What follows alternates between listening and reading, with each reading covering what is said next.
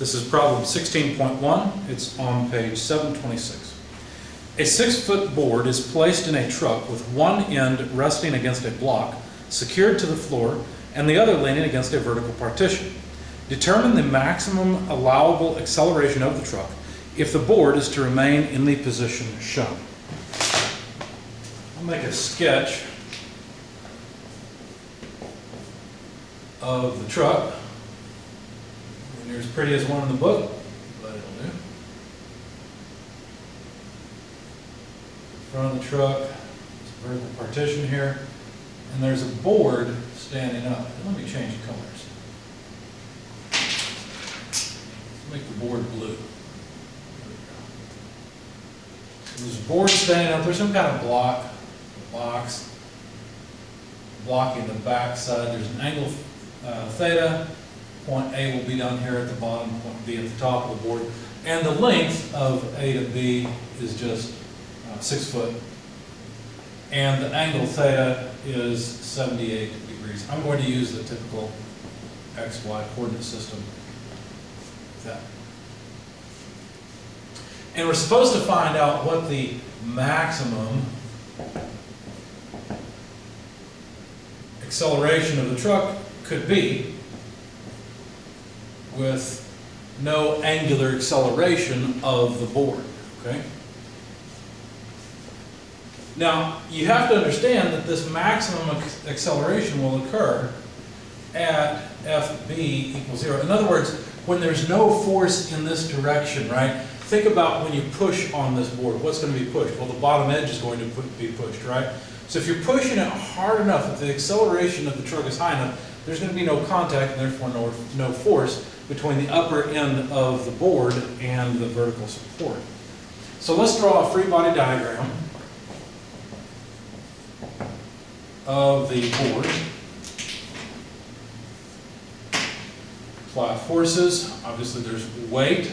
I'm just assuming that the weight acts at the center of mass, which I don't remember if they said that or not.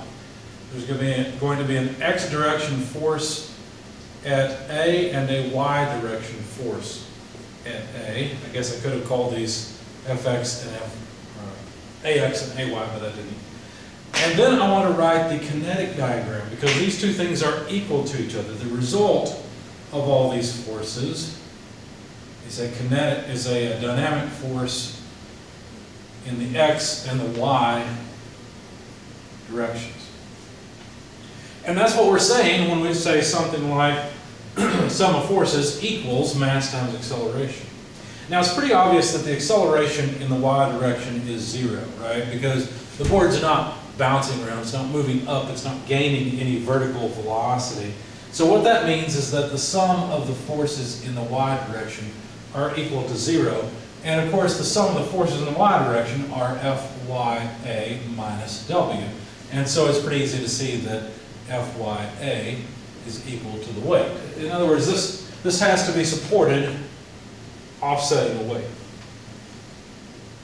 And of course that provides a force couple, right? So it looks like this thing would rotate, but not if we accelerate in the x direction at a high enough speed. Speaking of the x direction, what about if we sum forces in the x direction? Well, the only force in the x direction is Fxa. That's it. There are no other forces acting on this. Because remember, we're going to accelerate, in other words, apply enough force here such that this point has no force from the upright wall. Now, that's the force in the x direction. It equals the dynamic force in the x direction. And so the acceleration in the x direction then would have to be Fxa over m. And so far, we're really not any closer to figuring out the magnitude of Fxa. We just rearranged and said, well, if I knew the force in the x direction, I'd know the acceleration. Well, there's one more independent equation, and that's a moment equation. I'm going to sum moments about point A because that will get rid of the most unknowns. So if I sum forces about that, then what I really need is the sum of the effective forces. And what will that be? Well, let's see, if I'm summing moments about A, then I have to consider the weight on the left-hand side, sort of this sum of force or sum of moments side. And so that would look like this. Let's see, it'd be negative 6 feet over 2 cosine theta. What am I doing there?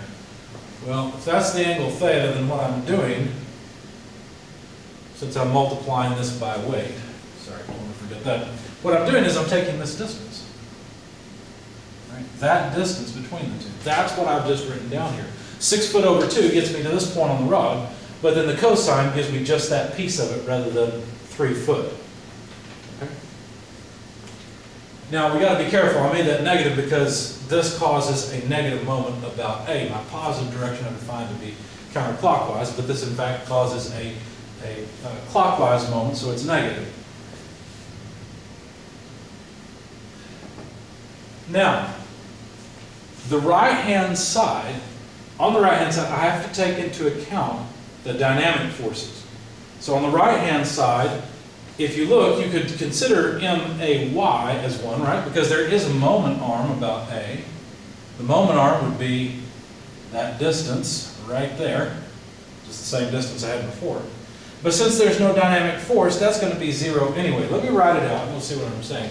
So 6 foot over 2 cosine theta, again, MAY. Well, this piece is 0. But there's another piece. There's the MAX piece. And for that, I need this distance.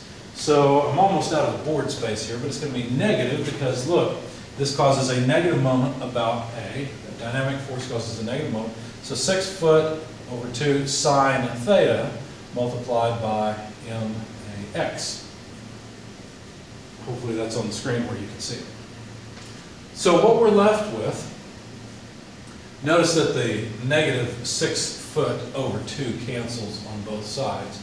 What we're left with is W cosine theta equals sine theta MAX.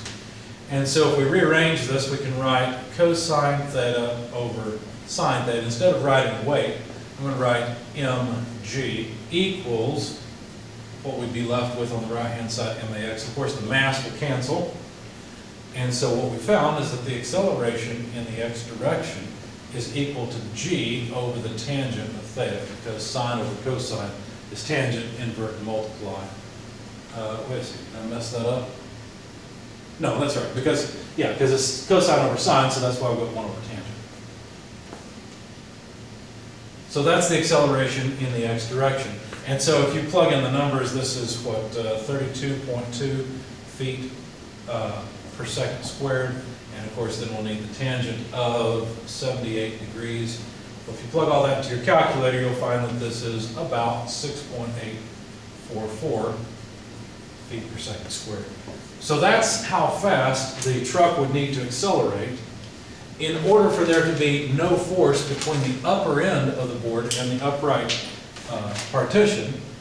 But also that's the maximum acceleration so that this thing doesn't start rotating about A.